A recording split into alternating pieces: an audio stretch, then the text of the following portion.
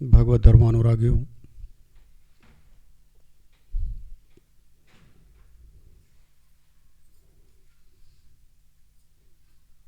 आज की राम कथा में हम सभी श्री रामचरितमानस के हृदय से जुड़ेंगे।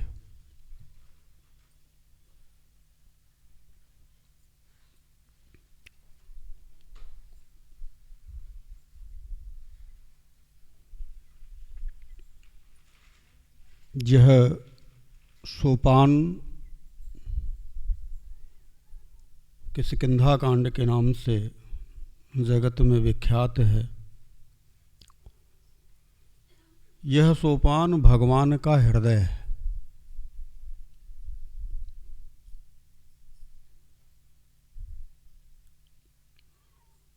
इस सोपान में मात्र 30 दोहे हैं। इस सोपान में 9 लोगों के साथ में प्रभु का संवाद है।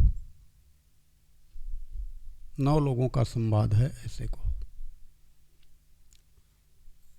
9 लोगों का संवाद क्यों है? क्योंकि 9 द्वारे पूरे देही। इस सोपान का यदि कोई भी साधक तात्विक रूप से अपने अंतर हृदय में भाव को ग्रहण कर लेता है तो ठाकुर जी आकर के उसे अपने हृदय से लगा लेते हैं। इसलिए यह सोपान अन्य सोपानों की अपेक्षा बहुत ही दिव्य है। इस सोपान की महिमा क्या कहा जाए। आइए हम सभी राम कथा में प्रवेश करने के लिए पहले अपने मन को, वाणी को शुद्ध पवित्र करें, तत्पश्चात राम कथा में प्रवेश करेंगे। श्री कृष्ण गोविंद हरे मुरारी, हे नाथ नारायण वासुदेव।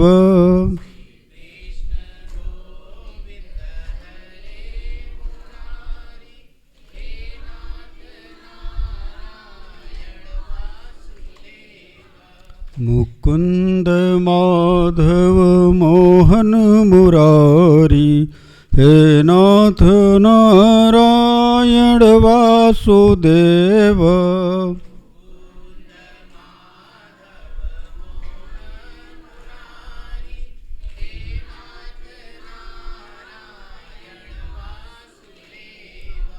हे नाथ नारायण वासुदेव।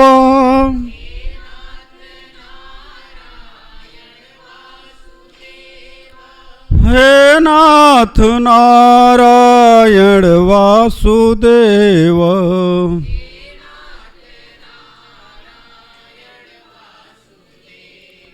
श्री कृष्ण गोविंद हरे मुरारी, हे नाथ नारायण वासुदेव।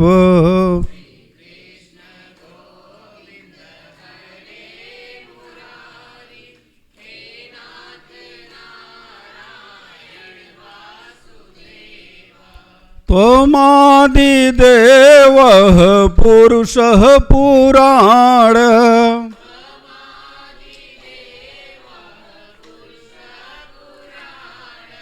हे नाथ नारायण वासुदेव।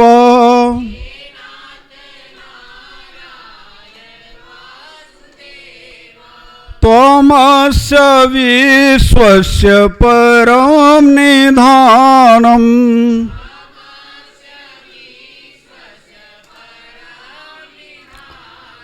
हे नाथ नारायण वासुदेव।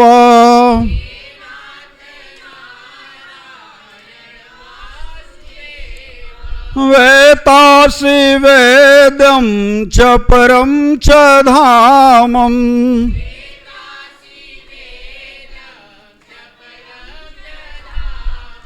हे नाथ नारायण वासुदेव।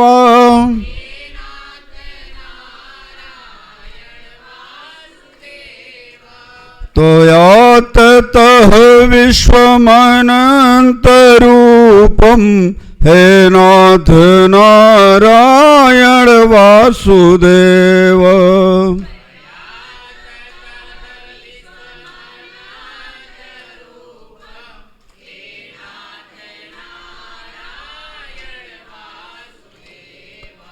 श्री कृष्ण गोविंद हरे मुरारे, हे नाथ नारायण वासुदेव।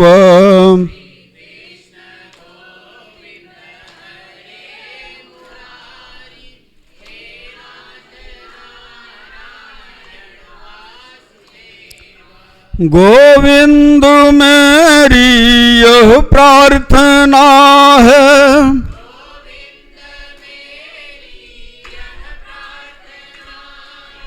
गोविंद मेरी यह प्रार्थना है।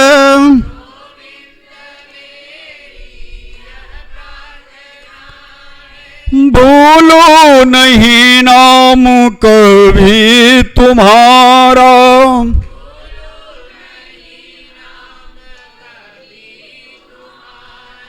निष्काम हो के मैं दिन रात गाऊं।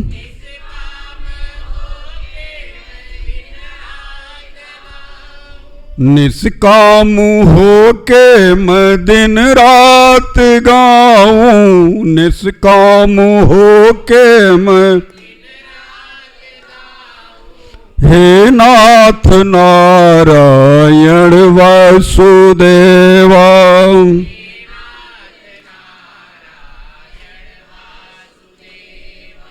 श्री कृष्ण गोविंद हरे मुरारे, हे नाथ नारायण वासुदेवा।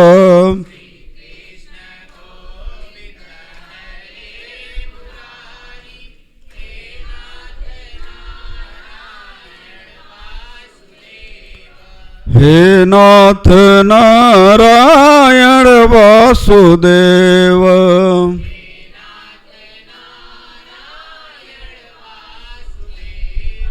हे नाथ नारायण वासुदेव।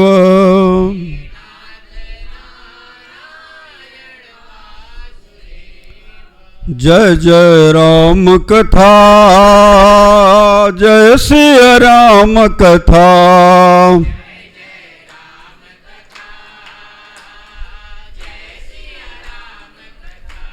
जय जय राम कथा, जय सिया राम कथा।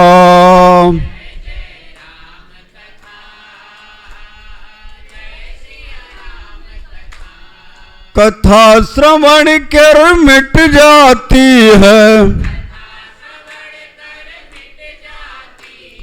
कथा श्रवण कर मिट जाती है। 100 जन्म जन्म की व्यथा। जय जय राम कथा, जय सिया राम कथा।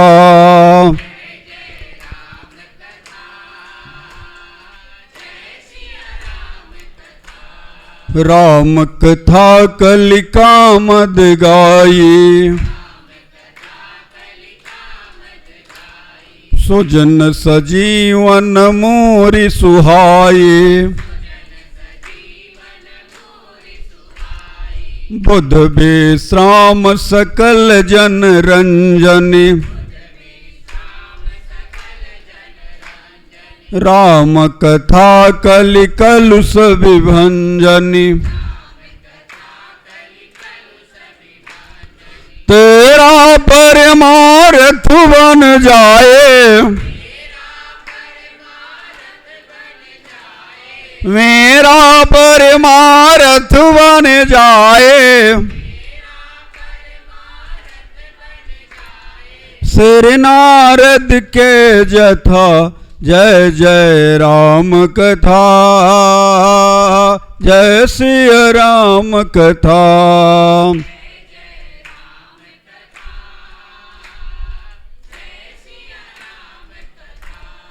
महामोह महिषेष विशाला, राम कथा कालिका कराला, राम कथा शशि किरण समाना, संत चकोर करई जहि पाना, गाकर तू भी अमर हो जाए, पाकर तू भी अमर हो जाए, श्री हनुमंत जथा, जय जय राम कथा, जय श्री राम कथा।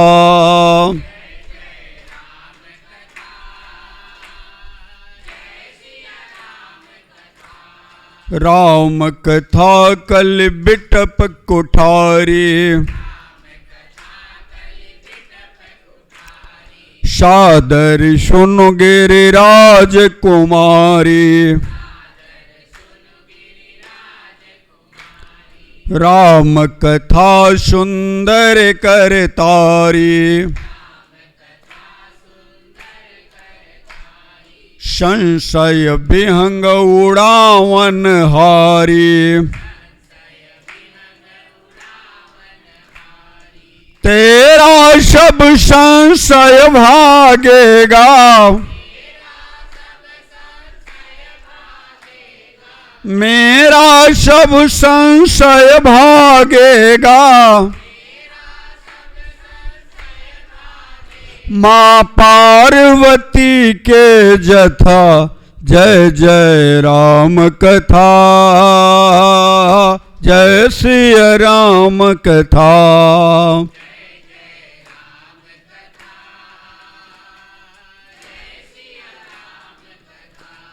जय जय राम कथा, जय श्री राम कथा।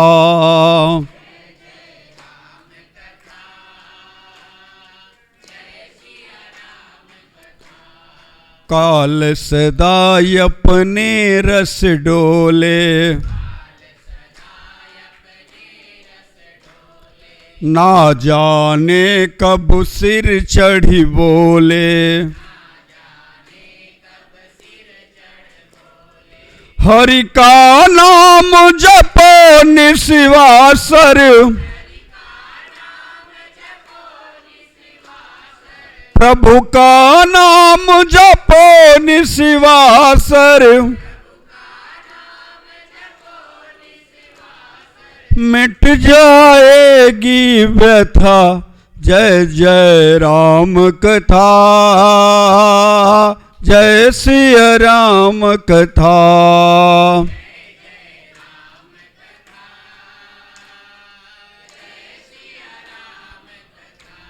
जय जय राम कथा, जय श्री राम कथा।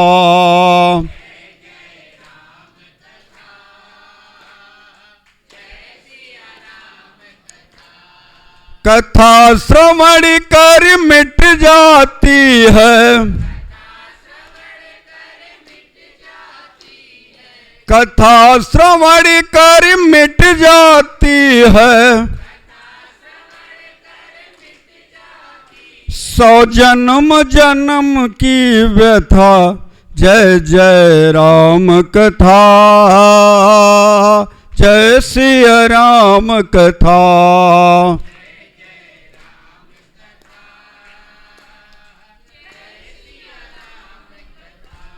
जय श्री राम कथा, जय श्री राम कथा,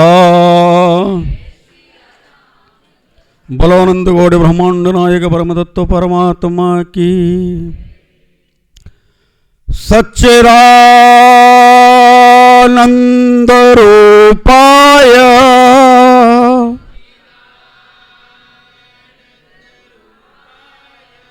विश्वोत्पत्त्यादि हेतवे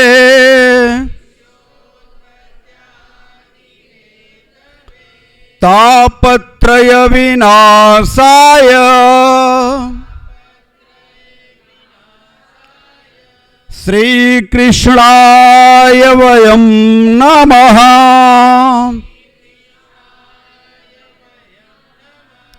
कृष्णाय वासुदेवाय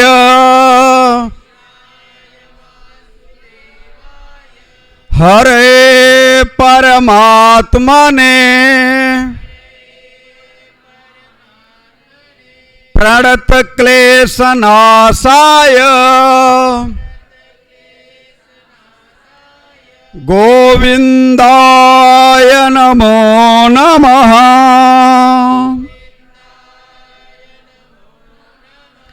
रामाय रामभद्राय रामचंद्राय वेदसे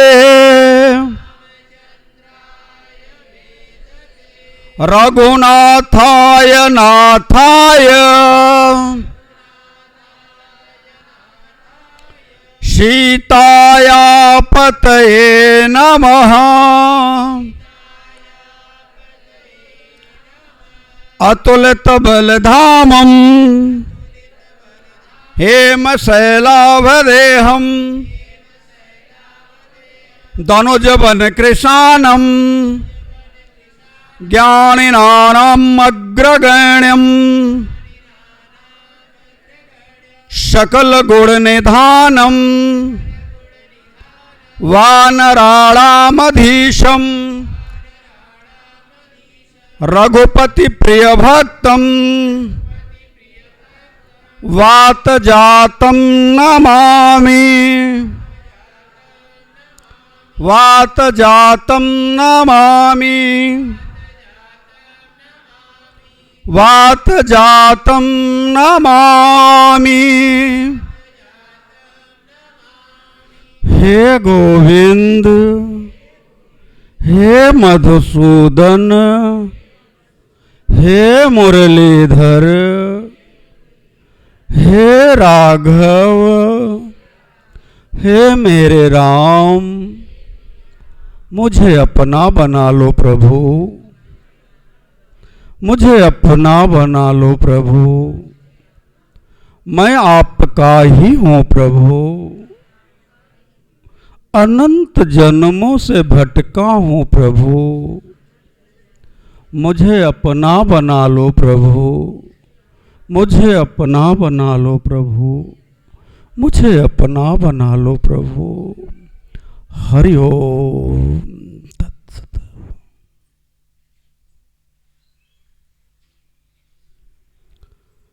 अनंत कोटि ब्रह्मांड नायक साक्षात परिपूर्णतम परात्पर परम पुरुष पूर्ण परमेश्वर परम आराध्य पतित पावन अकारण करुणा वरुणालय महामहिम महिलाल ललाम ललित सार सर्वर्ष निखिल निगम पुरुष पुरातन नित नूतन मर्यादा पुरुषोत्तम परात पर परम ब्रह्म राघव सरकार श्री राम के चरणों में कोटि सह वंदन करते हुए रामचरितमानस के दिव्य सत्संगमयी राम कथा को श्रवण करने हेतु पधारे हुए आप सभी का हृदय से स्वागत है। हम सभी राम कथा में आज रामचरितमानस के उस खंड को लेकर के आए हैं जो हमारे प्रभु हमारे राघव सरकार का हृदय है। विनय पत्रिका में स्पष्ट रूप से लिखा गया है, कभी आप पढ़िएगा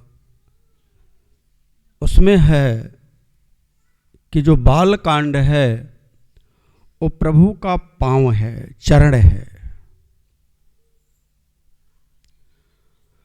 जो अयोध्या कांड है वह प्रभु की कटी है, कमर है। जो अरण्य कांड है वो प्रभु का उदर है। और जो किष्किंधा कांड है मेरे राघव सरकार का हृदय है। सुंदर कांड प्रभु की ग्रीवा है। लंका कांड प्रभु का मुख है, जिसमें रावण आदि समा जाते हैं। और उत्तर कांड प्रभु का स्वरूप है। आज हम सभी उस रामचरितमानस के हृदय की तरफ, हृदय बहुत छोटा सा होता है। पूरे शरीर में आप कितने भी बलिष्ठ हों, बलवान हों, सुंदर हों, हिष्ट पुष्ट हों, आपकी भुजाएं बड़ी लंबी हों, आप बड़े छाती वाले हों, बड़े चौड़े हों, बड़े अच्छे हों, बड़ी दिव्य बुद्धि हो आपकी, बड़े प्रखर हों, लेकिन अगर वो 100 ग्राम का हृदय धड़कना बंद कर दे तो साड़ी की सारी अकड़ ढीली पड़ जाएगी। इसलिए रामचरितमानस में सबसे छोटा यदि कोई कांड है तो हृदय है, और पूरे शरीर में सबसे छोटा और सबसे कीमती अंग कोई है तो हृदय है। विनय पत्रिका में तो कहते हैं बाल कांड प्रभु पाय, अयोध्या कटि मन मोहे। हमारे प्रभु का चरण क्या है? बाल कांड प्रभु पाय, अयोध्या कटि मन मोहे। उदर बने अरण्य हृदय, किष्किंधा सोहे। उदर बने अरण्य हृदय, किष्किंधा सोहे। सुंदर ग्रीव मुखार बिंद लंका कही गायो। सुंदरकांड क्या है? कहा ग्रीवा है, प्रभु का गला है। सुंदर ग्रीव मुखार बिंद लंका कही गायो, जहां दशानन आदि निशाचर सकल समायो। तो हम प्रभु के उस हृदय की चर्चा करने हेतु उपस्थित हुए हैं। है बहुत छोटा सा कांड, लेकिन पूरे तत्व से भरा पड़ा है। इस कांड को समझने के लिए बाली स्वयं कहता है कि जन्म जन्म मुनि जतन कराही, अंतराम कही आवत नहीं। वो संकेत है कि अंत में राम समझ में नहीं आते। लोग रामचरितमानस को बार बार पढ़ते हैं।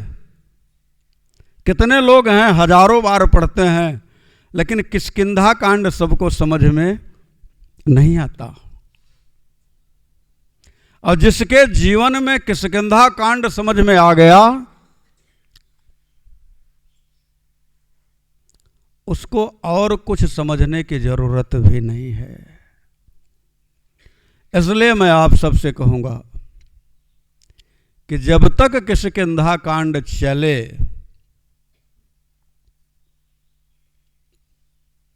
यदि वास्तव में आप प्रभु के प्रेम को पाना चाहते हैं तो निश्चित तौर से सत्संग में आने का प्रयास करें। यह सत्संग, किष्किंधा कांड का सत्संग, सिर्फ एक बार जीवन में उतर जाए तो फिर और कुछ की जरूरत नहीं रह जाती। आपका हृदय ठीक से काम करे। पैर में दर्द है तब भी आप जी लेंगे। आपका हृदय ठीक से काम करे, आपकी आँख में प्रॉब्लम है तो भी आप जी लेंगे, सर दर्द करता है फिर भी जी लेंगे। लेकिन हृदय की धड़कन बंद हो जाए तो कितना भी ऑक्सीजन का सिलेंडर लगाओ, कितना भी अच्छे से अच्छा वेंटिलेटर का यूज करो, कुछ होने वाला नहीं है। इसलिए इस कांड को, ये छोटा है, हृदय है प्रभु का, इसलिए इसे समझने की जरूरत है।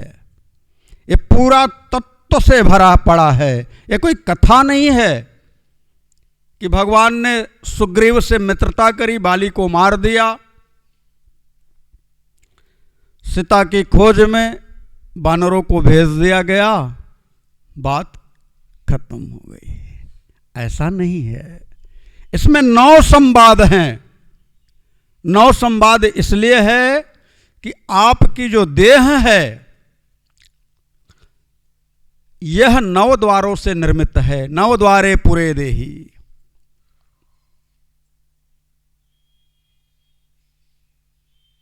इसलिए इस कांड को हल्के में न लिया जाए, और वैसे भी हृदय को हल्के में लेना भी नहीं चाहिए। ये तो दिल है और राघव सरकार का दिल है।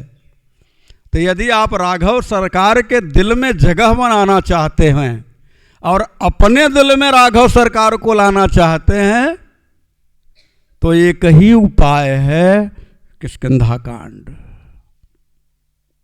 तत्व रूप में हृदय में उतार लो। इसमें 9 जो संवाद हुए हैं, पहला संवाद है भक्त और भगवान का। भक्त कौन है? स्वयं अतुलित बलधामम हेम शैलाभदेहम दनुज बन किसानम ज्ञानिनानाम अग्रगण्यम। हमारे हनुमान जी महाराज पहली बार अपने प्रभु का दर्शन करते हैं। और हनुमान जी हैं कौन? हनुमान जी कोई और नहीं, किष्किंधा कांड में 2 श्लोकों में राघव सरकार की वंदना करी गई है, लेकिन सोरठा जब शुरू होता है तो उसमें स्पष्ट रूप से कहा गया है, मुक्ति जन्म महि जानी ज्ञान खानी अघ हानि करी जह बस शंभु भवानी सो काशी से ये कसना। उस काशी की वंदना करी गई है। क्यों काशी की वंदना की गई है? कि काशी का पुराधिनाथ, जो काशी के अधिपति हैं, भगवान शिव आज इस लीला में शामिल होने के लिए अपना स्वरूप बदल रहे हैं। और कौन सा स्वरूप धारण कर रहे हैं? बंदर का। तो बंदर का रूप धारण करके अपने प्रभु से मिलने के लिए जा रहे हैं। मानो संदेश यह देना चाहते हैं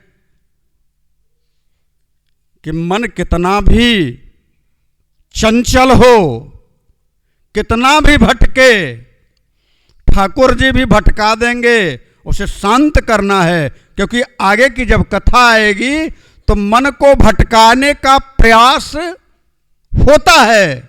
और स्वयं हनुमान जी महाराज एक ब्राह्मण का रूप धारण करके प्रभु से मिलते हैं।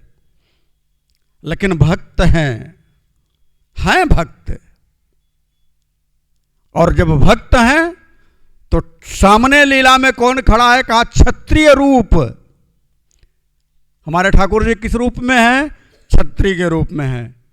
व्यवहारिक जगत में देखा जाए तो क्षत्रिय के सामने ब्राह्मण सर नहीं झुकाते हैं व्यवहारिक जगत में। लेकिन यहां लीला का पात्र बने जरूर हमारे भगवान शिव है। और बने ब्राह्मण गए अपने आराध्य के पास और आराध्य को देखते ही भूल गए कि हम ब्राह्मण बने हैं और हम लीला के पात्र हैं, भूल गए। अरे भैया, भगवान के सामने भक्त जाकर के और उसको अपने सुध रहे, अपने की सुध रहे तो भक्त कैसा है? यदि खुद की सुध रह गई, खुद की देह की सुध रह गई, तो मैं तो नहीं समझता कि वो भक्त है। ठाकुर जी सामने आए, विद्वानी निर्वस्त्र होकर के स्नान कर रही थी। ठाकुर जी पहुंचे और कहा मुझे भूख लगी है, कुछ पवाओ। भूल गई कि हमारे देह पर कोई वस्त्र है या नहीं है, और दौड़ करके घर में कुछ तो नहीं दिखा, केला था, निकाली, हाथ से छिल करके छिलका पवाने लगी और गुदा को गिराने लगी। उन्हें यह भान नहीं रहा कि गुदा खाया जाता है कि छिलका खाया जाता है। ये भक्त की पहचान है। प्रभु के सामने आज वही अतुलित बलधामम। और कैसे हैं हमारे हनुमान जी महाराज?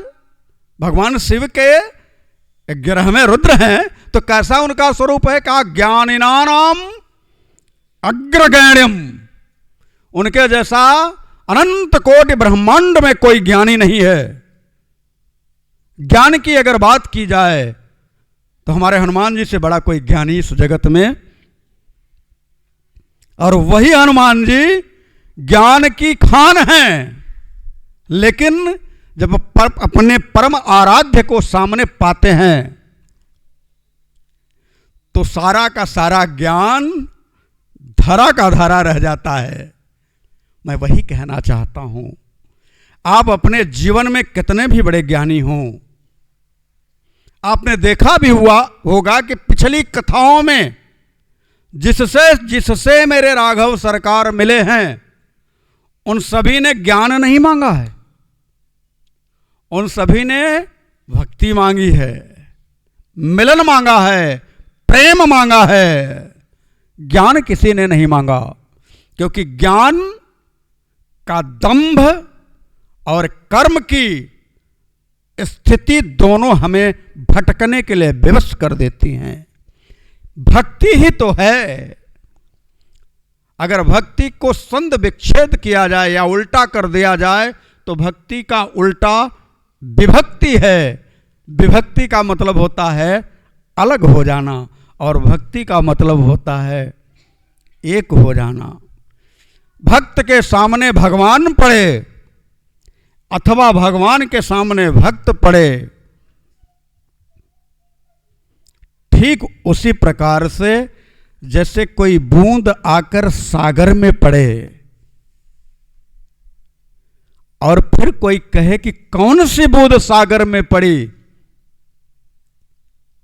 तो कितने बड़े से बड़े वैज्ञानिक हो वे तय नहीं कर पाएंगे कि कौन सी बूंद आकर के सागर में पड़ी।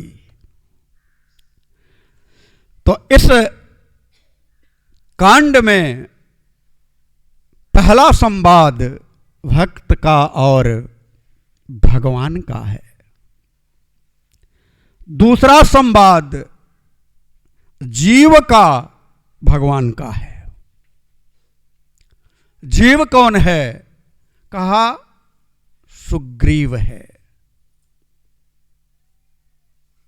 जीव परात्पर परम ब्रह्म को पहचान नहीं पाता, और वह परात्पर परम ब्रह्म वैराग्य रूपी हनुमान के द्वारा उस जीव के सामने आकर के खड़ा होकर के अभय दान देता है, फिर भी वह जीव सशंकित रहता है। तो यहां दूसरा संवाद जीव का और परमात्मा का है, जिसे आप सभी आगे चल करके श्रवण करेंगे। इस कांड में तीसरा संवाद एक ऐसी देवी का है जो अपने पति के साथ में संवाद करती है और फिर राम जी से भी संवाद करती है। वह और कोई नहीं, तारा है। तारा और वाली का संवाद क्या कहना। एक बार हृदय में तारा और बाली का संवाद उतर आए, दुनियादारी समझ में आ जाएगी। और मैं आप सबसे कहना चाहूँगा कि मैं आप सबको परोसूंगा वह संवाद जो तारा और बाली के बीच में हुआ है। चौथा संवाद है हमारे प्रभु का और आचार्य लक्ष्मण जी का। उसमें संवाद क्या हुआ है? ऋतु का वर्णन है। शरद और वर्षा ऋतु का वर्णन किया है प्रभु ने, लेकिन शरद और वर्षा ऋतु के ओट में भगवान ने पूरा तत्व उड़ेल दिया है, उड़ेल दिया पूरा तत्व इस जगत के लिए। जो एक बार लक्ष्मण जैसे आचार्य और प्रभु अनंत कोटि ब्रह्मांड नायक परात्पर परम ब्रह्म के बीच का संवाद सुनते हैं, उन्हें फिर से मानव अथवा किसी भी योनि के गर्भ में आने की आवश्यकता नहीं पड़ती, नहीं आते, मुक्त हो जाते हैं। तभी तो इस कांड के शुरू में जो सोरठा है, सीधे सीधे कहा गया कि मुक्ति जन्म महि जानी। ये मुक्त जन्म महि जानी कौन सी है? कहा काशी। तो काशी क्या है? कहा काया रूपी काशी। ये काया ही काशी है। उस काया में पुनः जीव को आना नहीं पड़ता। कब? जब लक्ष्मणाचार्य और भगवान राघव सरकार के बीच का संवाद हृदय में हृदयंगम कर लेता है। छठा संवाद है बानर और स्वयं प्रभा जी का। स्वयं प्रभा कौन है? वही आदिशक्ति परात्पर जगत जननी जगदम्बा, जो आज जिसकी पूजा करने के लिए आप, जिसका दर्शन करने के लिए आप त्रिकूट पर्वत पर जाते हैं।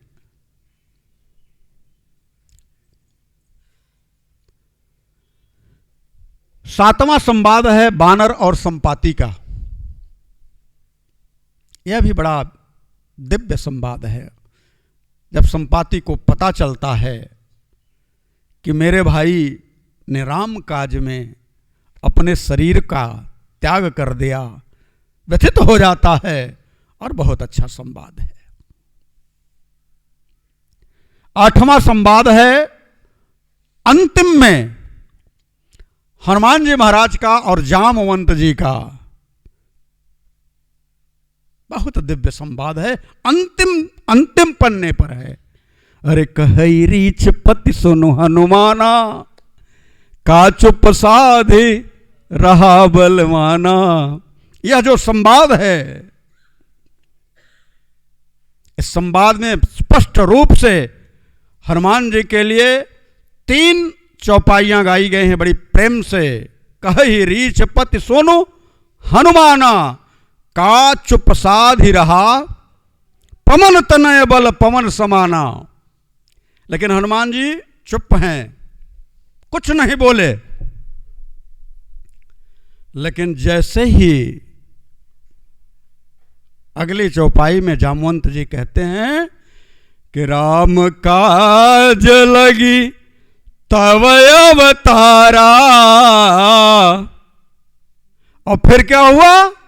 सुनतई भयऊ पर्वताकारा। इतना सारा कुछ कहा, बड़ाई करी, बड़प्पन दिया, हनुमान जी को कुछ समझ में नहीं आया। लेकिन जैसे ही जामवंत ने कहा कि राम के कार्य के लिए आप आए हो, ध्यान रखिएगा, इतना ही सुनना था।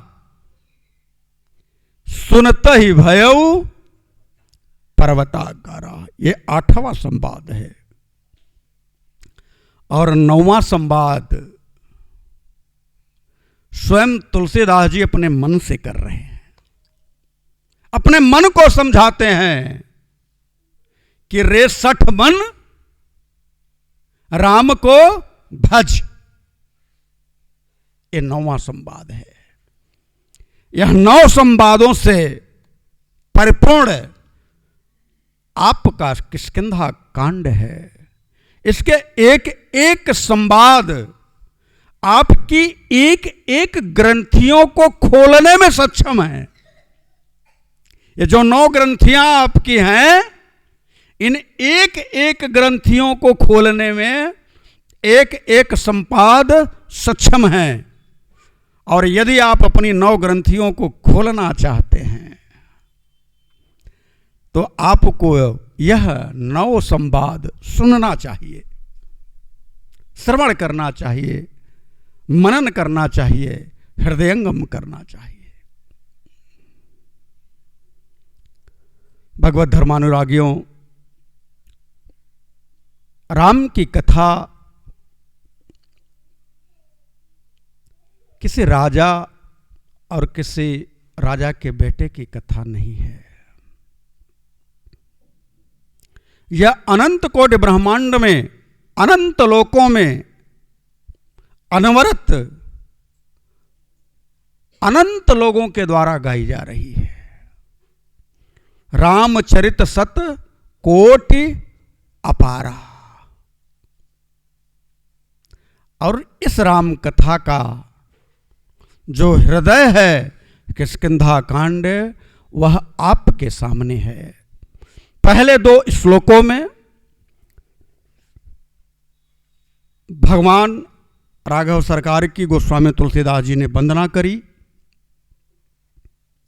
तत्पश्चात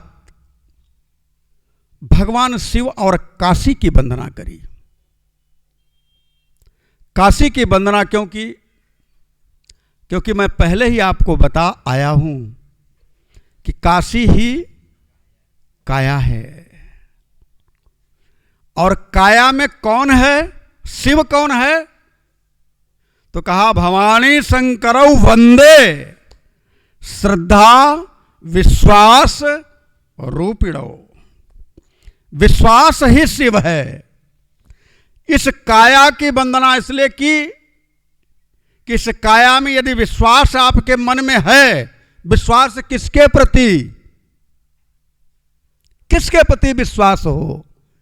नाम के प्रति, परमाराध्य के प्रति, उस राघव सरकार के प्रति आपके अंतर हृदय में यदि विश्वास है। कैसा विश्वास हो? तो कहा शिव के जैसा। श्रद्धा कैसी हो? कहा भवानी के जैसी। इसलिए काया रूपी काशी की वंदना गोस्वामी तुलसीदास जी ने करी। आप भी गाइए। मुक्ति जन्म मही जानी, ज्ञान खानि अगहान करी, जह बस शंभु भवानी,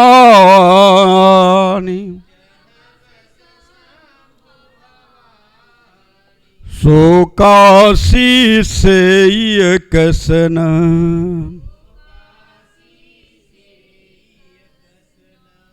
जिस काया रूपी काशी की वंदना करते हुए गोस्वामी तुलसीदास जी कहते हैं कि इस काशी का सेवन क्यों न किया जाए। इस काशी में क्या है? कहा इस काशी में अगर 2 चीज है तो ये काशी है, और 2 चीज नहीं है तो श्मशान है। 2 चीज क्या होनी चाहिए? कहा जहां बस शंभु भवानी, जहां श्रद्धा रूपी भवानी और विश्वास रूपी शंभु हो। तो जब तक आपके हृदय में, जब तक इस शरीर में परमात्मा के प्रति श्रद्धा नहीं है, विश्वास नहीं है, तब तक आपकी यह काया काशी नहीं है। इसलिए गोस्वामी तुलसीदास जी कहते हैं सो काशी से ये कसन। और फिर कहते हैं कि सेने की बात तो ठीक है, लेकिन अगला सोरठा कहता है कि जरत सकल सुर वृंद विषम गरल जहि पान किय, तहि न भजसि मति मंद, को कृपाल शंकर सरिस। गोस्वामी तुलसीदास जी मानो कहना कुछ और चाहते हैं, कह कुछ और रहे हैं। इन दोनों भावों को समझने की जरूरत है। गोस्वामी तुलसीदास जी कहते हैं जगत की जो स्थिति है वह क्या है? कहा आपके ही अंतर हृदय में दो स्थिति है। द्वाविमोह पुरुषः लोके दैव आसुर आयवच। इसी में देवता और असुर हैं। गोस्वामी तुलसीदास जी कहते हैं जरत सकल सुर वृंद। जो आपके अंतर हृदय में जो आपकी दैवी प्रवृत्ति है वह संसार के विषय और वासनाओं से दुखी है, जल रही है। मतलब आपके समाज में, आपके परिवार में, आपके अपने लोगों में आपके लिए अनर्गल प्रलाप करने वालों की कमी नहीं है। ये जो विषयासक्त लोग हैं आपके लिए विष का जो वमन करते हैं, उस विष का वमन करने के लोगों से बचने के लिए एक ही उपाय है। कहा क्या? कहा भगवान शिव ने जो किया वही आप करें। कहा विषम गरल जही पान किए। ये विषम जो सम नहीं है, जो आपके अनुकूल नहीं है, उसको आपको परोसा जाता है और आप दुखी हो जाते हैं। आप देखते हैं आपके अनुकूल अगर कोई कार्य नहीं होता तो क्या होता है? आपको कष्ट होता है, आप दुखी हो जाते हैं। आपके लिए कोई अनर्गल प्रलाप करता है तो आप कष्ट में हो जाते हैं, आप दुखी हो जाते हैं। यह अनर्गल प्रलाप आप जो सहन नहीं कर पाते, उसको सहन करने के लिए मानो गोस्वामी तुलसीदास जी ये कहना चाहते हैं कि भगवान शिव ने जैसे विषय रूपी विष को रा और म के बीच में समेट करके अपने गले में उतार के स्थिर कर दिया, उसी प्रकार से आप भी संसार के विषयों के विष को भगवान शिव की तरह, यानी भगवान शिव कौन? कहा विश्वास। तो विश्वास रख करके, किसके ऊपर विश्वास? तो कहा राघव सरकार के ऊपर विश्वास रख करके आप जगत के विष का पान कर सकते हैं। इसलिए भगवान शिव की आराधना करके यह तुलसीदास मानो कहना चाहते हैं कि यदि भगवान शंकर जी को आप अपने हृदय में महसूस करते हैं तो उन्होंने जगत के कल्याण के लिए, देवताओं के कल्याण के लिए हलाहल विष का पान रा और म कह करके पान कर लिया था। वैसे ही आप भगवान शिव को अपने अंतर हृदय में महसूस करके, यानी विश्वास महसूस करके, किसके ऊपर? राघव सरकार के ऊपर आप भी जगत के विषय रूपी विष का पान कर सकते हैं। तो दो बातें इसमें हैं। साधारण तरीके से इसमें पढ़ने में बस यही आएगा कि विषम गरल जही पान किय तहि न भजसी मति मंद मन मंद। ये मन, मैंने कहा ना गोस्वामी तुलसीदास जी किसको कहते हैं? तहि न भजसी मन मंद। अरे मन, ये जो संवाद है ये मन के साथ में किसका हो रहा है? गोस्वामी तुलसीदास जी का। गोस्वामी तुलसीदास जी अपने मन से संवाद करते हुए कहते हैं कि तहि न भजसी मन मंद। कौन? कहा को कृपालु शंकर सरिस। अब तीसरा भाव जो आपके द्वारा परोसा गया। अब देखिए तीसरे भाव को थोड़ा दूसरे ढंग से समझने का प्रयास किया जाए। नहीं समझ में आएगा तो फिर चर्चा कर सकता हूं। तीसरा भाव यह है कि जो आपके द्वारा विष पिलाया जाता है, किसको? अपने गुरु को। कौन है गुरु? कहा वंदे बोधमयम नित्यम गुरुम शंकर रूपिणो। जो आपके द्वारा विष अपने ही गुरु को पिलाया जाता है और वह आपके द्वारा उस विष को राम नाम के बीच में, रा और मां के बीच में स्थिर करके आपको अभय प्रदान करने वाले हैं। आपको कह देते हैं कि चलो मैं हूं ना।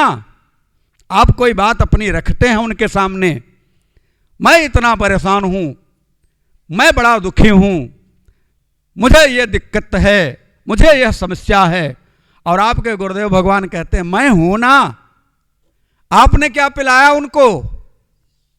विष पिलाया, और बदले में वो क्या करते हैं? आपको अभय प्रदान करते हैं, मैं हूं ना। अरे तेहिन मत भजसी मन मंद। ऐसे गुरु को यदि आपने नहीं भजा, कौन गुरु? कहा सो कृपाल शंकर सरीस। जो शंकर हैं, शंका आरी ते शंकर है, जो आपकी शंकाओं का समूल नाश करने वाले शंकर हैं, उस सदगुरु के चरणों में यदि आपने अपना माथा नहीं टेका, आप नहीं झुके, तो हे मन मंद, हे मन जो मंद है तू, तेरे जैसा पापी अघी कोई नहीं हो सकता।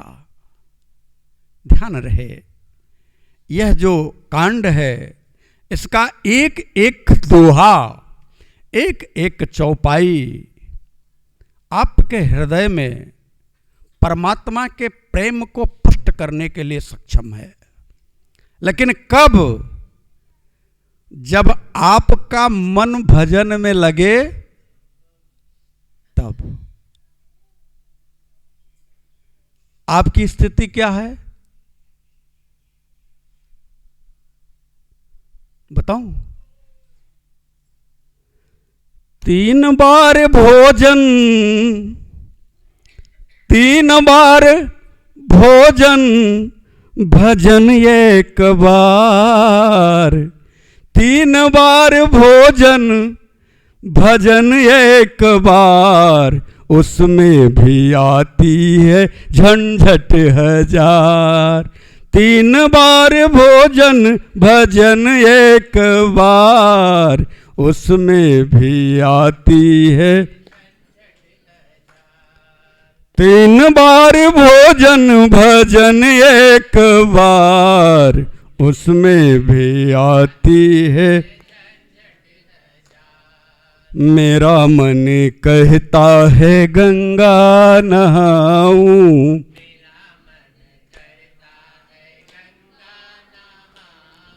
मेरा मन करता है गंगा नहाऊं।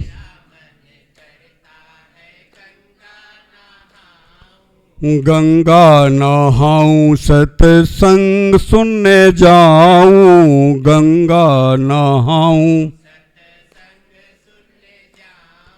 गंगा नहाऊं, सत्संग सुन आऊं, गंगा।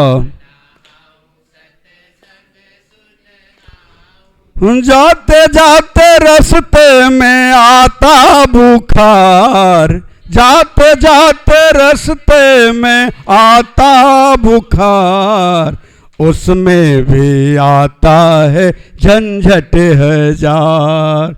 जाते जाते रास्ते में आता, उसमें भी आता है झंझट। 3 बार भोजन, 3 बार भोजन, भजन एक बार, उसमें भी आता है, उसमें भी आता है झंझट हजार। मेरा मन कहता है तीर्थ कर आऊं, मेरा मन करता है तीर्थ कर आऊं चारों धाम फिर आऊं, तीर्थ कर मेरा मन करता है तीर्थ कर आऊं, मेरा मन तीर्थ कर आऊं चारों धाम कर आऊं,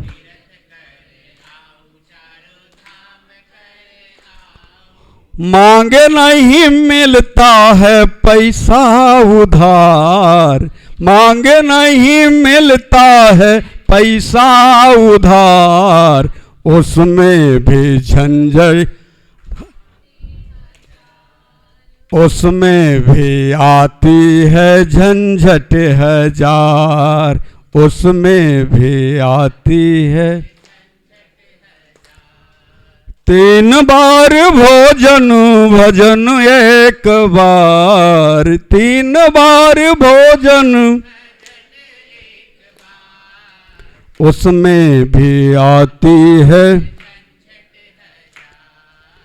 उसमें भी आती है। मेरा मन करता है दान कर आऊं, मेरा मन मेरा मन करता है दान कर आऊं, मेरा मन दान कर आऊं, थोड़ा पुण्य कमाऊं, दान कर आऊं, दान कर आऊं, थोड़ा पुण्य कमाऊं,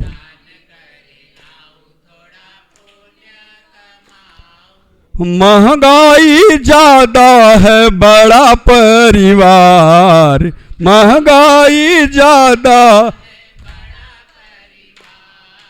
उसमें भी आता है झंझट हजार, उसमें भी आता है।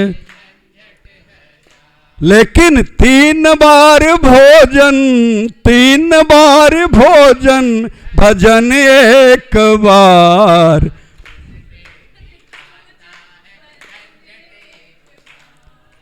उसमें भी आता है झंझट हजार। यही बात सत्य है ना।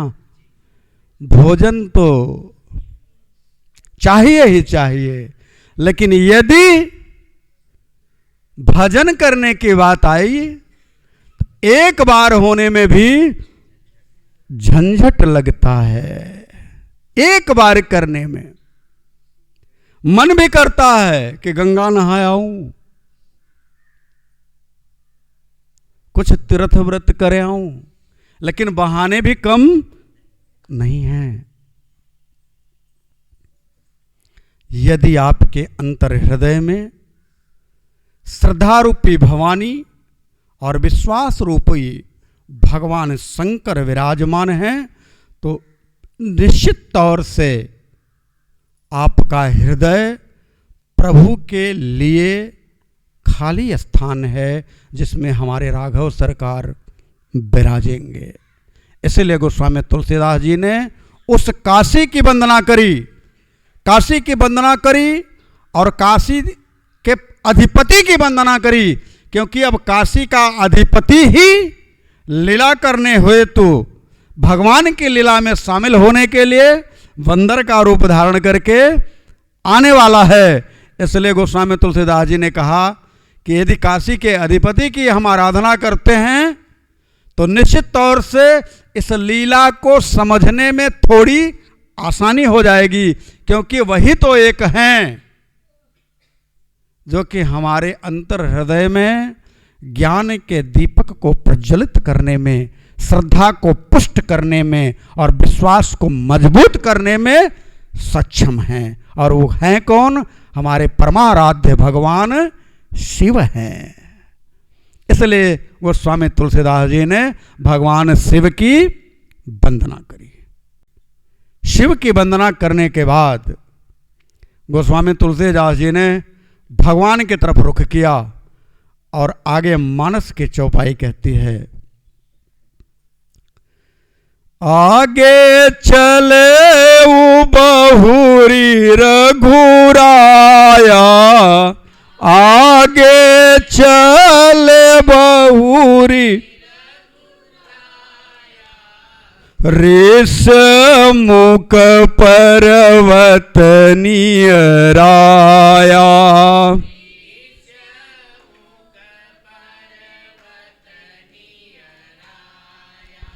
आगे चले बहुरी रघुराया,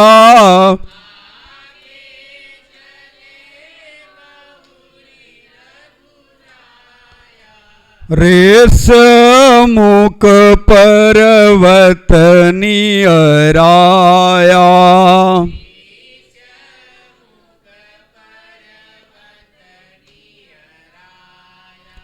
तहरह सचिव सहित सुग्रीवा,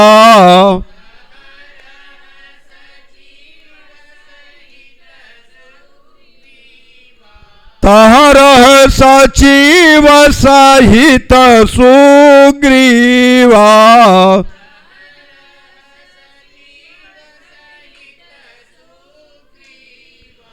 आवत देखी अतुल बल शिवा,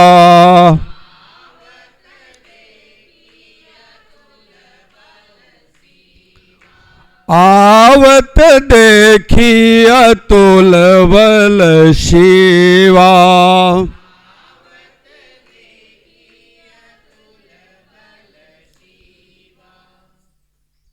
गोस्वामी तुलसीदास जी मानो कहना चाहते हैं कि भगवान राम आगे चले। अच्छा, आगे बढ़ाने के लिए, आगे बढ़ने के लिए भगवान राम को प्रेरित किसने किया? आप सभी ने अभी अरण्य कांड में देखा कि माता सबरी ने कहा, प्रभु आप आगे जाइए और वहां पंपा सरोवर है, स्नान करिए, आगे आपको ऋषमुख पर्वत पर वानरों के अधिपति सुग्रीव से मुलाकात होगी। प्रभु को आगे किसने बढ़ाया? देखिए, हमारे राघव सरकार मर्यादा पुरुषोत्तम राम मानव जीवन में आने के बाद उनको आगे बढ़ाने के लिए 3 मातृशक्ति का विशेष योगदान रहा है। हालांकि योगदान तो बहुत सी मातृशक्ति का रहा, लेकिन 3 मातृशक्ति का विशेष योगदान रहा। पहला, जगत जननी जगदम्बा मां सीता का, जो उनकी स्वयं की अर्धांगिनी है। दूसरा, आपकी नजर में चाहे जो भी हो, लेकिन एक देवी है जिसका नाम है अहिल्या। उस अहिल्या का बड़ा योगदान रहा। हमारे ठाकुर जब अहिल्या के सामने पहुंचते हैं, यूं कहूं कि जब अहिल्या के विश्वविद्यालय में अपना एडमिशन कराते हैं तो वहीं से उनको एक डिग्री मिलती है, और वह डिग्री है पतित पावन की। ठाकुर जी ने जब अपने चरण से अहिल्या की शिला को छुआ है तो वहीं से ठाकुर जी को हमारे एक नाम मिला है, पतित पावन का। तभी आप गाते हैं, रघुपति राघव राजा राम, पतित पावन सीताराम, रघुपति राघव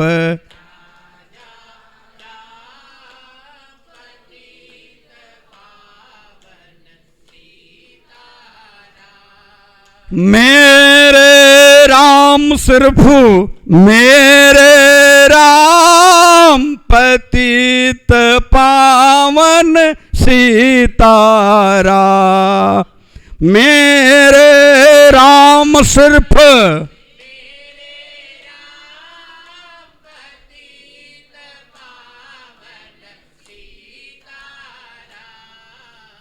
सबको सन्मति दे भगवान, रघुपति राघव राजा राम।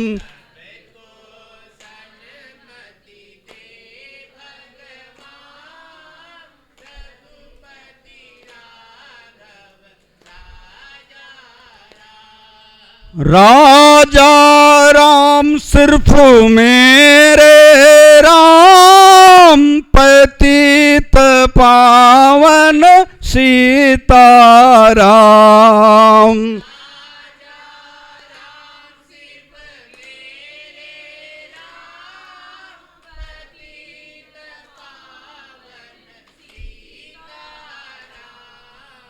सीताराम जय सीताराम,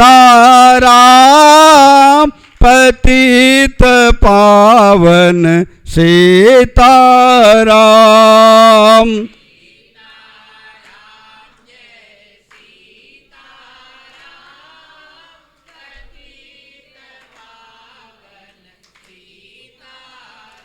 तो भगवान राघव सरकार को पतित पावन की डिग्री कहां से मिली? माता अहिल्या से।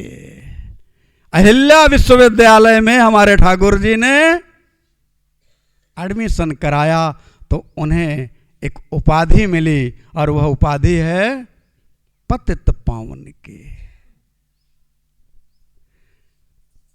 तीसरी मातृशक्ति है, वह है मां सबरी। क्या मेरे राघव सरकार नहीं जानते कि उन्हें जाना कहां है?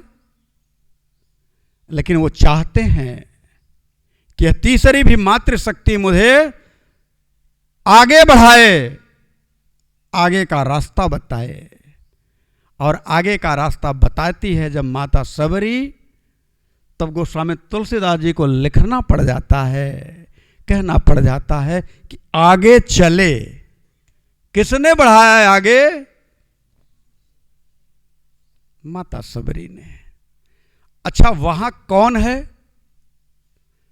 तहरह सचिव सहित सुग्रीवा, तहरह सचिव आवत देखिय तुल बल सीवा।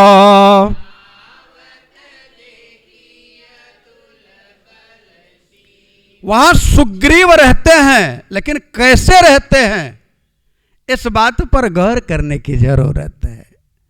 सुग्रीव महाराज रहते तो हैं, लेकिन कैसे रहते हैं? कहा सचिव के साथ में रहते हैं। यदि आप अपने सचिव के साथ रहेंगे तो पहली गारंटी है कि आप राजा बन जाएंगे। पहली गारंटी है। अब आप कहें कि हम किस चीज के राजा बने? अरे आप सबसे पहले तो अपने ऊपर राज्य करिए, जो आपके ऊपर आपका मन राज्य कर रहा है। आपके ऊपर किसका आधिपत्य है? कौन आपके ऊपर आधिपत्य रखा हुआ है? आपका मन आपके ऊपर राज्य कर रहा है, आप अपने ऊपर राज्य नहीं कर रहे हैं। और आप खुद स्वीकार करते हैं, अभी कहते हैं जो मेरा मन करेगा वही करूंगा। अच्छा, तो जो मन करेगा यानी मन जो है आपका राजा है और आप हो गए उसके गुलाम। तो आप स्वीकार करते हैं ना कि आपका मन आपका राजा है। लेकिन विश्वास के साथ कहता हूं, यदि आप अपने साथ सचिव रख लेते हैं, यदि आपके साथ में आपका सचिव रहता है तो आप राजा रहेंगे, ये बात पक्की है। और जब आप राजा रहेंगे तभी आपसे मिलने के लिए राजा राम आएंगे। और जब आप राजा नहीं रहेंगे, आप गुलाम रहेंगे, तो ये बताओ नौकरों से कौन मिलना चाहता है? कौन मिलना चाहता है? नौकर दरवाजे पर है, आप पहुंचे, अगर वो कहता है सलाम साहब, हाँ तुम्हारे मालिक कहाँ हैं बताओ, अरे साहब बैठे रहे, बोलो मालिक कहाँ है। यानी नौकरों को कोई तवज्जो देना नहीं चाहता। तो आप भी अपने मन के राजा हो जाइए, खुद के राजा हो जाइए। मन आप का राजा ना हो, आपको मन की गुलामी नहीं करनी चाहिए। और देखो 3 उदाहरण मैं देना चाहूंगा। पहला उदाहरण आपने देखा कि तहरह सचिव सहित सुग्रीवा। सचिव के साथ कौन है? सुग्रीव है, इसलिए वो राजा है। अब उसका सचिव कौन है? तो सुग्रीव का सचिव वैराग्य रूपी हनुमान है। जब आपके जीवन में वैराग्य होगा तब अपने मन के आप अपने ऊपर आप आधिपत्य स्थापित कर पाएंगे। बात कुछ समझ में आ रही है? नहीं आ रही तो बताओ, फिर से समझाऊं। अरे कुछ तो बोलो।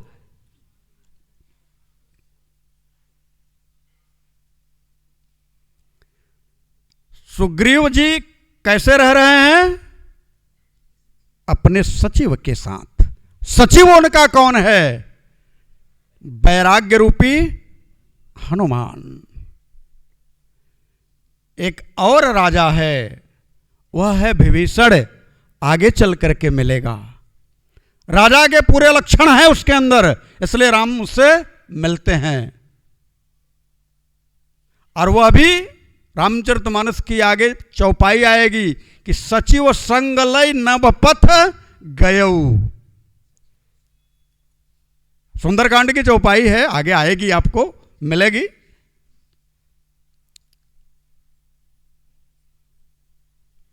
तो यहां सुग्रीव जी के पास तो वैराग्य रूपी हनुमान सचिव हैं, और विभीषण के पास कौन सा सचिव है?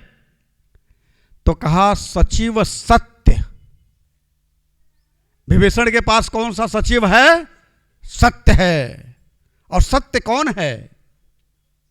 ना सतो विद्यते भाव न भाव विद्यते सत युभयोरपि दृष्टंत दुनयो तत्वदर्शी। सत्य कौन है? सत्य एक परात्पर परम ब्रह्म है, और उसे सत्य के बल पर वह विभीषण रावण को भी ललकारता है। कहता है राम सत्य संकल्प प्रभु सभा काल बस तोरी, मैं रघुवीर शरण अब जाऊ देव जनी भोरी। वह सत्य क्या है? सचिव है। किसका? विभीषण का। तो आपके जीवन में यदि सत्य है, सत्य का 3 अर्थ है। एक तो स्वयं परमात्मा, और दूसरा सचिव सत्य का मतलब होता है कि आपके जीवन में सत्संग हो। यदि आपके जीवन में सत्संग होगा तो राम को आना पड़ेगा। बात एकदम पक्की है कि यदि आप सत्संगी हुए तो राम आपके हृदय भवन में पधारेंगे। और या इस बात को नोट कर लें कि आपके जीवन में अगर बतसंग हुआ, बहुबाती हो गए, तो जगत के लोग आपको सम्मान देंगे, मेरे ठाकुर सम्मान देने वाले नहीं हैं। क्यों? क्योंकि बतसंग के लिए संसार के लोगों के हृदय में बतसंगियों के प्रति बड़ा सम्मान होता है, लेकिन सत्संगी के प्रति नहीं होता। और उदाहरण देकर के बताना चाहूंगा।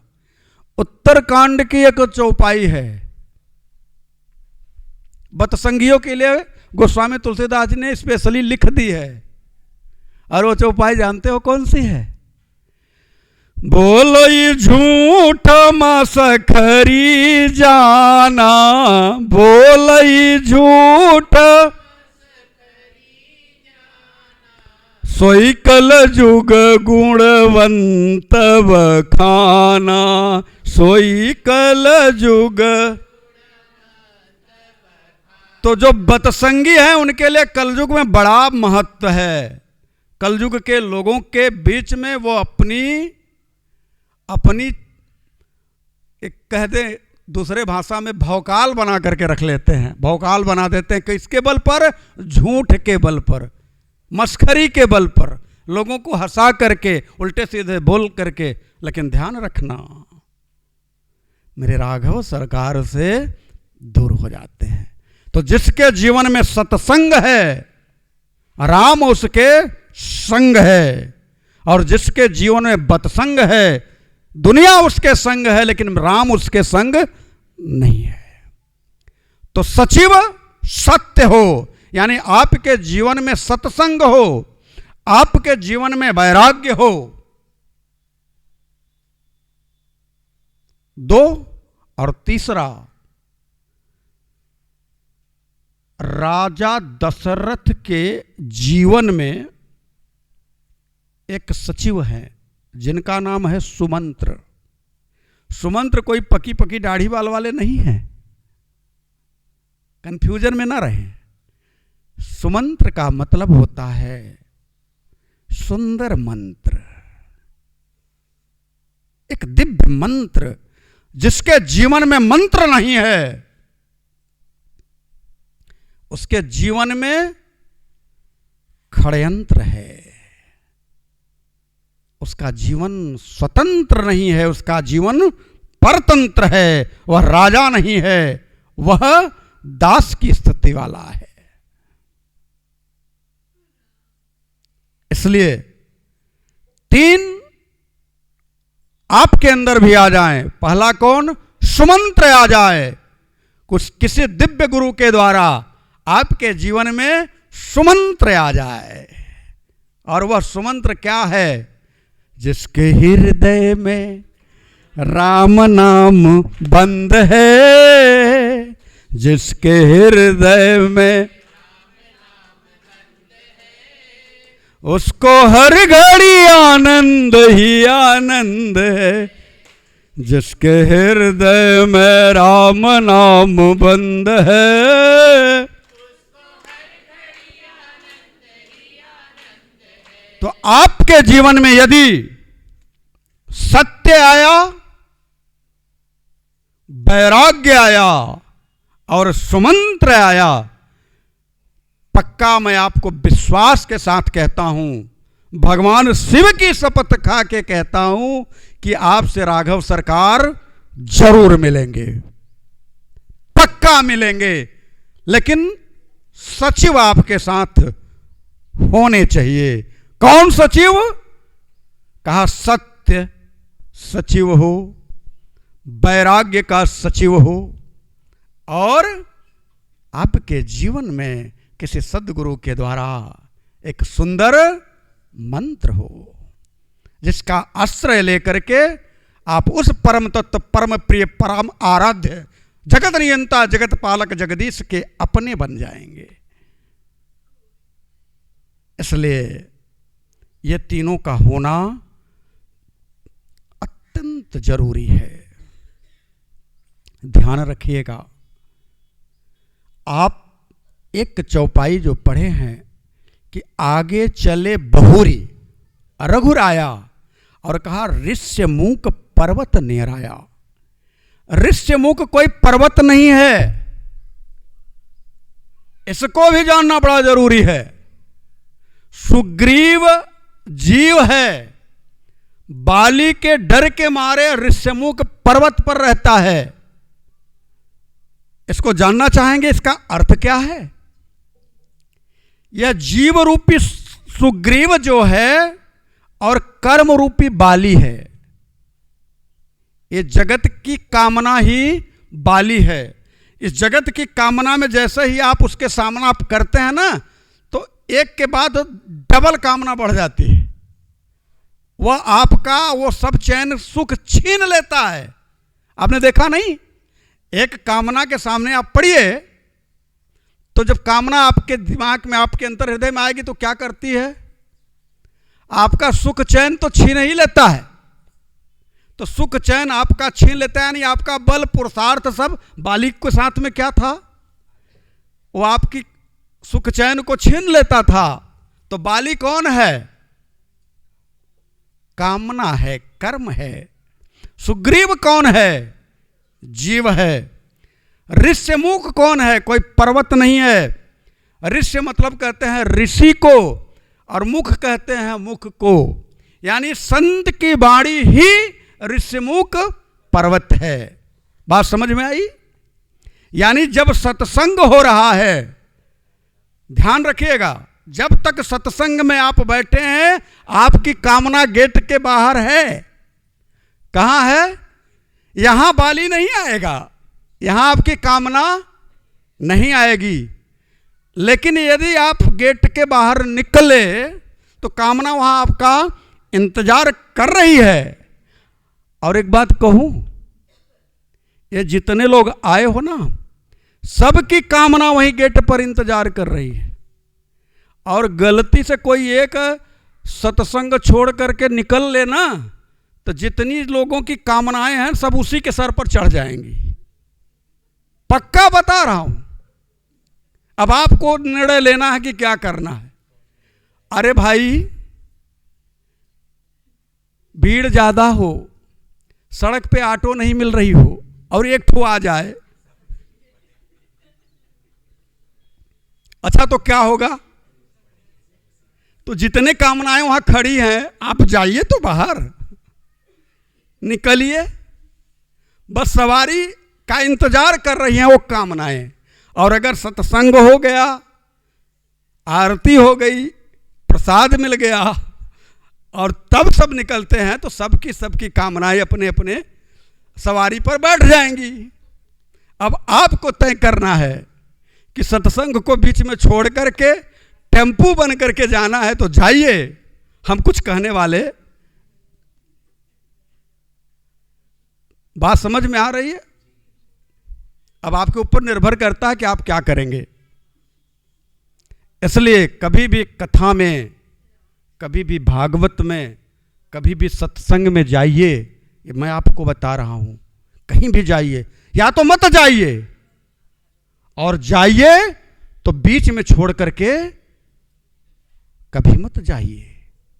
हां, कोई विषम परिस्थिति बन जाए वो बात अलग है, लेकिन बीच में सत्संग छोड़ करके यदि जाते हैं तो आप वही वाली टेम्पू बनेंगे जिस पर सब लटक जाएंगे, और फिर परिणाम क्या होगा? अब आगे की बात तो आप खुद समझ सकते हैं, मैं क्या समझाऊं आपको। तो सुग्रीव कौन है? कहा जीव है। बाली कौन है? एक कर्म है। ऋष्यमुख कौन है? कहा ये पर्वत नहीं, ये संत का मुख है। और संत के मुख से निकलता क्या है? सत्संग है। और जब तक आप सत्संग में रहेंगे, आगे चले बहुरी रघुराया। हमारे राघव सरकार जब चलते हैं तो कहां जा रहे हैं? जहां सत्संग होता है, हमारे राघव सरकार वहीं जाते हैं। और सत्संग जब होता है जहां, वहां पहले से ही कोई विप्र रूप में वैराग्य रूपी हनुमान उनकी आगवानी करने के लिए आ जाता है। आपके भी हृदय में यदि सत्संग उतरेगा तो आपके हृदय भवन में वैराग्य का जागरण होगा। और जब आपके हृदय भवन में वैराग्य जागेगा तो निश्चित तौर से आपको अपने राम से मिलने की उत्कट उत्कंठा जागृत हो जाएगी। और आप यह तय नहीं कर पाएंगे कि हम अपने राम से मिले तो मिले कैसे, किस रूप में मिलें। इधर जीव रूपी सुग्रीव का आदेश है कि जाइए और पता लगा करके आइए। धरि बट रूप, आप ब्राह्मण का रूप धारण करके जाइए, आगे की कथा में आएगी। जाना कैसे है? ब्राह्मण का रूप धारण करके। लेकिन वैराग्य जब अपने राघव सरकार को देखता है, परम आराध्य को देखता है, तो भूल ही जाता है भाई मैं पिछली बार अभी कहा कि यदि भक्त के सामने भगवान खड़े हो जाएं और भगवान को देख करके भक्त अपनी देहाभिमान में रहे, तो मेरी नजर में, मेरी दृष्टि में वो भक्त तो नहीं है। सुध बुध भूल जाए, मन में सिर्फ एक भाव आए, क्या? जरा तो इतना बता दो भगवन, जरा तो इतना बता दो प्रियतम, लगी है कैसी लगा रहे हो, जरा तो इतना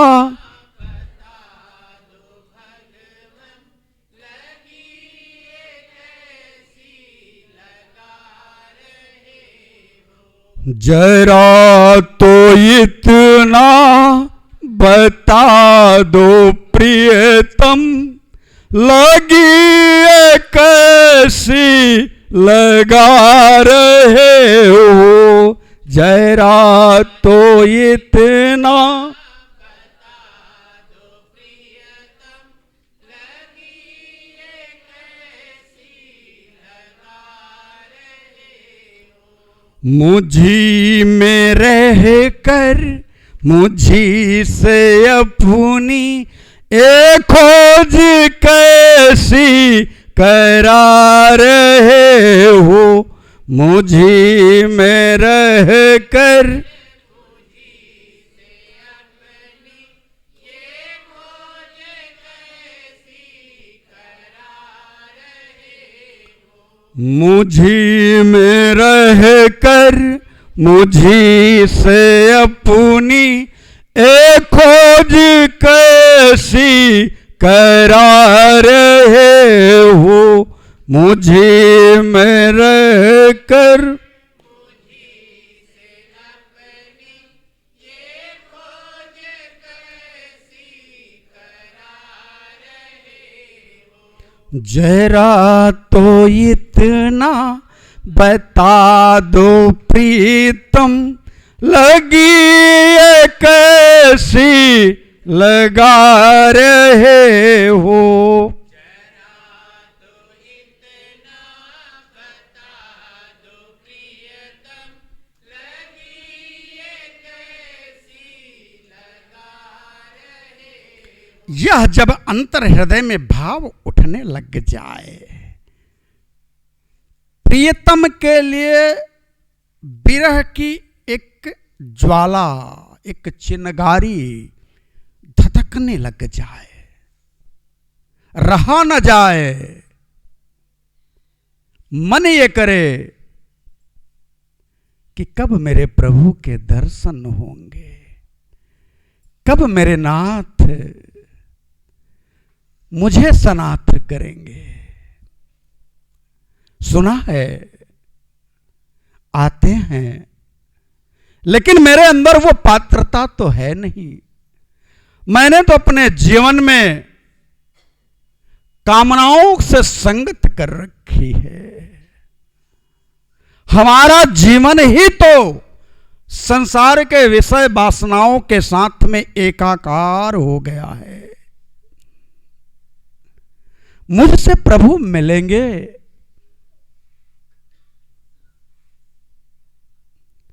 सच तो यह है कि मेरे जैसा अधम इस जगत में कोई नहीं है।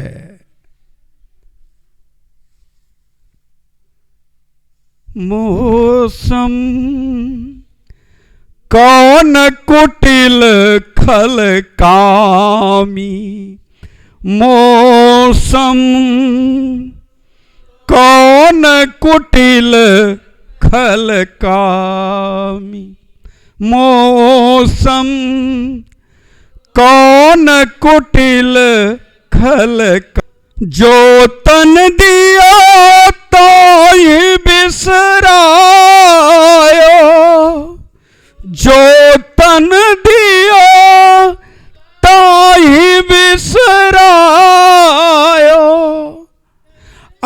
सो नमक हरामी मौसम, कौन कुटिल खल कामी मौसम।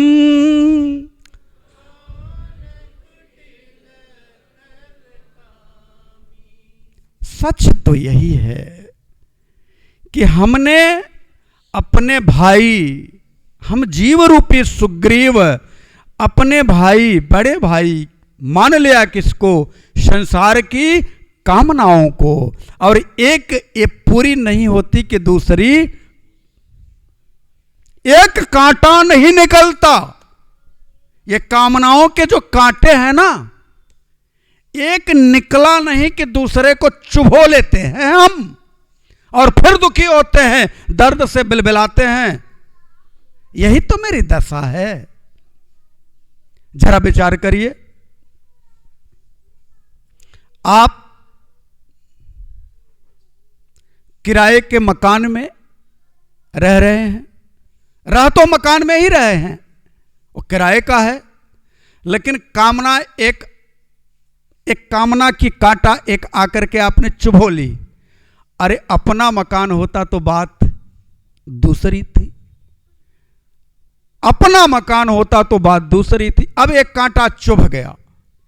अब ये जब तक अपना मकान नहीं हुआ तब तक ये कांटा दर्द देता रहा। अब आज अपना मकान हो गया, अब गृह प्रवेश के लिए नात रिश्तेदारों को बुलाने लग गए, बड़ी खुशी है। क्यों? क्योंकि आपका अपना मकान हो गया। अरे नहीं, आपने जो अपने मकान का होने का कामनाओं का कांटा चुभो रखा था ना, आज अपना मकान हो गया तो कांटा निकल गया, इसलिए आप खुश हैं और अपना मकान दिखा रहे हैं, देखिए मैंने बनवाया है, ये मेरा है। अच्छा, ये खुशी ज्यादा देर तक नहीं रही, आपने दूसरा कामनाओं का कांटा फिर चुभो लिया। मकान थोड़ा शहर से हट करके है, शहर में आने जाने में थोड़ी दिक्कत होती है, एक कार हो जाती अच्छा होता। अब आपने दूसरा कांटा चुभो लिया, ये दूसरा बाली का रूप आपके जीवन में आ गया, अब ये परेशान करेगा। अब आप जी तोड़ मेहनत करने लगे, अब ये कांटा चुभ रहा है। कब तक चुभेगा? जब तक आपकी कार आपके पास नहीं आ जाएगी। आप तब भी जाते हैं साधन से ही, किसी न किसी की कार से ही, किसी न किसी के वाहन से ही आप जा रहे हैं अपने ऑफिस, लेकिन आपकी अपनी नहीं है, इसलिए कामना का कांटा चुभ गया। अब ये कब दूर होगा? जब कार आएगी। अब कार आ गई, कांटा निकल गया, तब तक गर्मी आ गई, आपने कांटा चुभो लिया और क्या, बड़ी गर्मी पड़ रही है, एक एसी हो जाती तो कामना का कांटा चुभ गया। ये कामना के कांटे, जो विश्व का सबसे धनी व्यक्ति हो उसको भी पूछो तो उसको भी चैन नहीं है। कोई तन दुखी, कोई मन दुखी, कोई धन बिन रहत उदास, थोड़े थोड़े सब दुखी, एक सुखी राम का दास। जिसने अपने जीवन में बाली को दूर कर दिया है, ऋषमुख पर्वत पर आकर के बैठ गया है, यानी संत के बीच में आकर के बैठ गया है, संत समाज में आकर के बैठ गया है, वही जिसने संत की वाणी को अपने अंतर हृदय में उतारना शुरू कर दिया है, वही राम से मिलने का पात्र है। इसलिए भगवान जाते हैं कहां? कहां? ऋष्यमुख पर्वत पर। ऋष्यमुख पर्वत पर कौन है? कहा जीव रूपी सुग्रीव है। रहता किसके साथ है? कहा वैराग्य रूपी हनुमान जी के पास साथ रहता है। जब तक आपके जीवन में सत्य का संग नहीं होगा, गुरु के द्वारा आपको सुमंत्र नहीं मिलेगा, आपका जीवन वैराग्य रूपी हनुमान का संग नहीं करेगा, और आप चाहें कि आपके हृदय भवन में ठाकुर जी पधारे, यह संभव नहीं है। मुगालते में ना रहो। यदि आपको सचहु का, झूठ का नहीं, सचहु का अपने राम से मिलना है, तो उनकी बात को अपने अंतर हृदय में उतारना होगा। उनकी शर्त को आपको मानना होगा। और मेरे राम की एक शर्त है, उस शर्त को आप यदि मानने के लिए तैयार हैं तो हमारे राम आपके हृदय में आएंगे, पक्का आएंगे। और शर्त क्या है? निर्मल मन जन सो मोहि पावा, निर्मल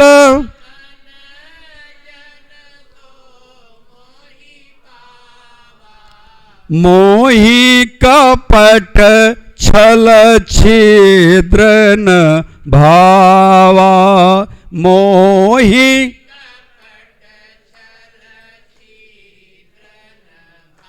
जिसके मन में निर्मलता हो, जिसका मन 5 साल के बालक जैसा हो जाए,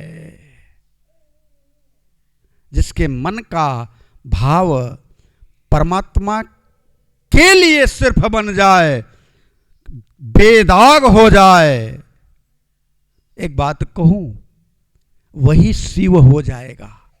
जिसका मन निर्मल हो जाएगा वही शिव हो जाएगा। गीता के 5वें अध्याय में भगवान स्वयं कहते हैं, अर्जुन यह ही तेर जितः सर्गो ऐसा साम्य स्थितम मन निर्दोषम ही समम ब्रह्म तस्मात् ब्राह्मणी ते स्थिता। जिसका मन समत्व में स्थित हो जाए, जिसका मन शिव हो जाए, जिसका मन निर्मल हो जाए, वह पहला तो राजा हो गया। यह तेरे जिता सर्गो, उसने जीत लिया समस्त संसार को, अनंत कोटि ब्रह्मांड को जीत लिया, जिसका मन निर्मल हो गया। पहली शर्त हो गई कि मन निर्मल हुआ तो सत्संग आएगा, और सत्संग आया तो जगत बंधु दीनानाथ जगदीश आपके करीब आएंगे। वैराग्य उतरा, हनुमान आए, और वैराग्य क्या करेंगे? अपने कंधे पर ठाकुर जी को लेकर के जीव के पास पहुंचा देंगे।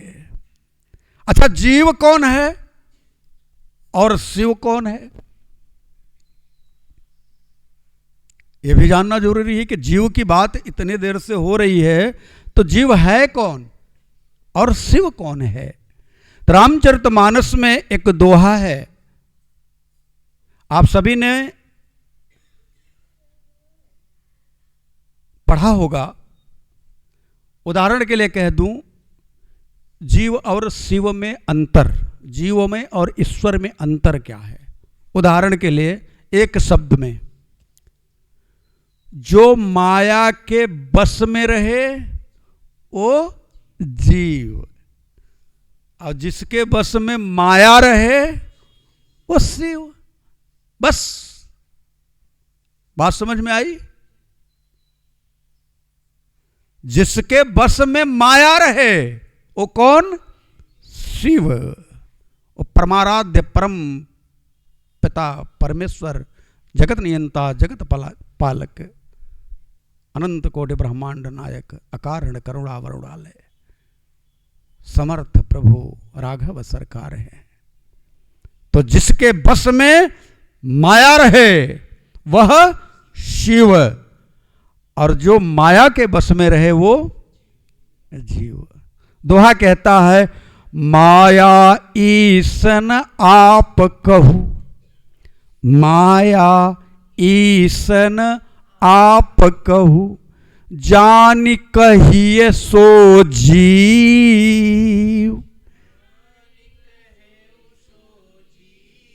माया ईसन आप कहू जान कहिए सो। बंध मोक्ष प्रद सर्व पर, बंध मोक्ष प्रद सर्व पर, माया प्रेरक शिव, माया प्रेरक। तो जो माया को नचाए, नाच नटी इव सहित समाजा। कागभूषुंडी जी गरुण जी से कहते हैं, माया हमारे प्रभु के इशारे पर कैसे नाचती है? नाच नटी इव। और कैसे नाचती का? सहित समाजा, पूरे परिवार के साथ में नाचती है। और हमें माया नचाती है। तो यदि नाचते नाचते थक गए हो, घुमरा आ रहा हो, उल्टी हो रही हो, बेचैनी हो रही है, अब नहीं नाचूंगा, तो बस जो नचा रहा है उसकी शरण पकड़ लो, उसकी चरण पकड़ लो। ध्यान रखना, जादूगर आपके सामने जादुई विद्या का जब प्रदर्शन करता है तो किसी की गर्दन काट करके अलग कर देता है। आपने देखा होगा वीडियो में, अन्य अन्य जगहों पे जा करके देखा होगा। कुछ इस तरह का प्रदर्शन करता है जो अकल्पनीय है, विस्मय कर देता है। आप धक्क से अपने सीने पर हाथ रखते, अरे ऐसा कर दिया। लेकिन उसके उस कला से एक प्रभावित नहीं होता। जानते हो कौन है? वो जादूगर का जमूरा है। जादूगर का जमूरा।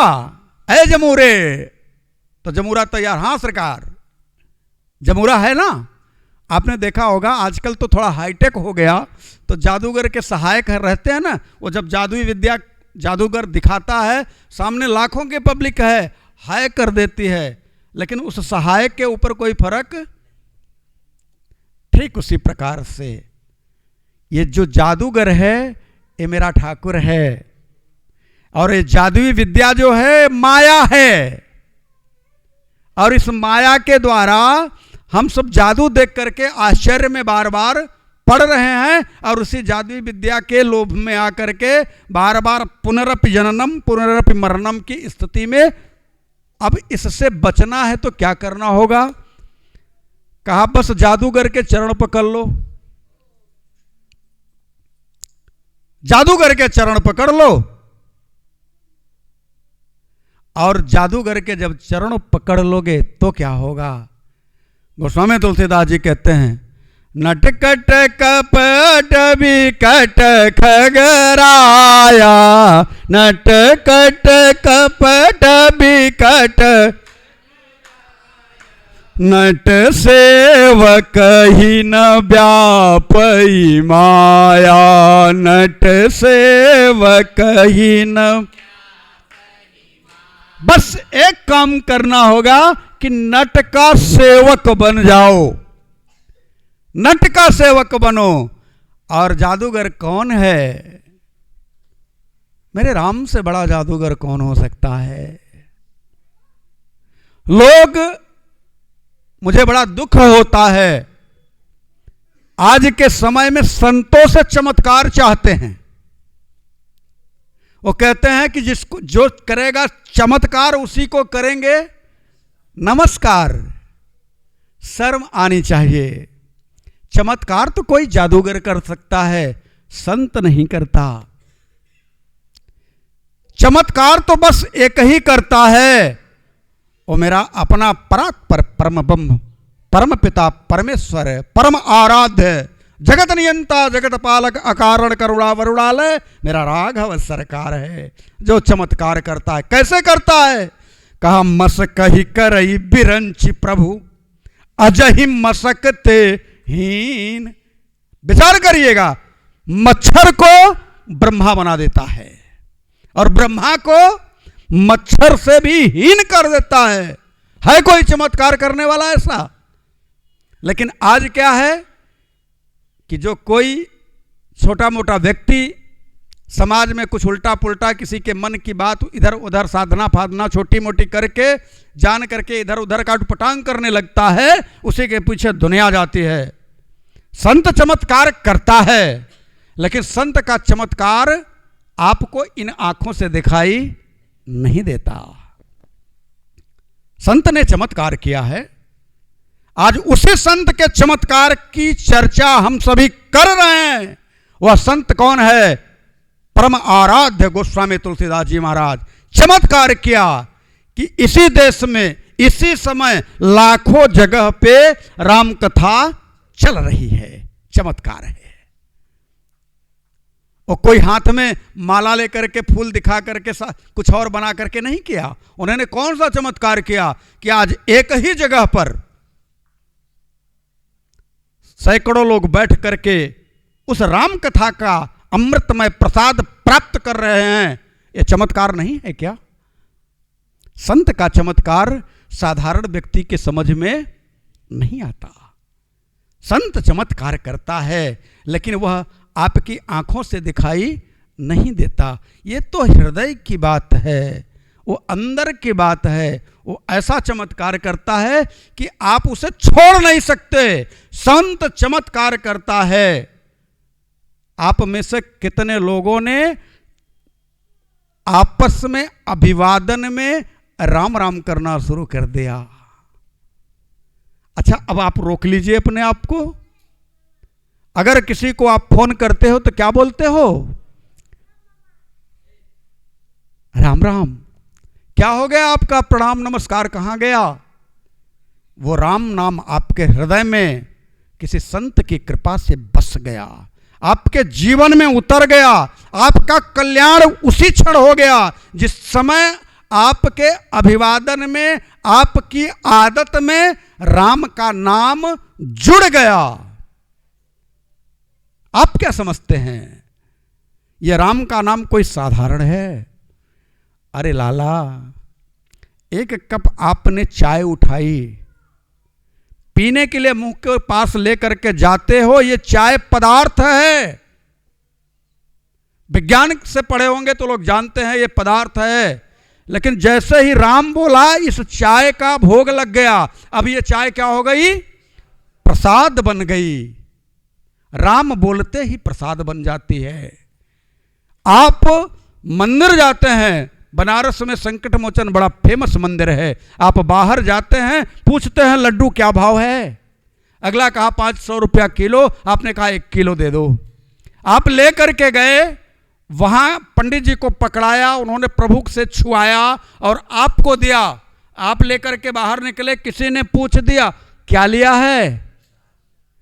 अभी तक तो लड्डू खरीद के ले गए थे, अब क्या हो गया? ये चमत्कार है।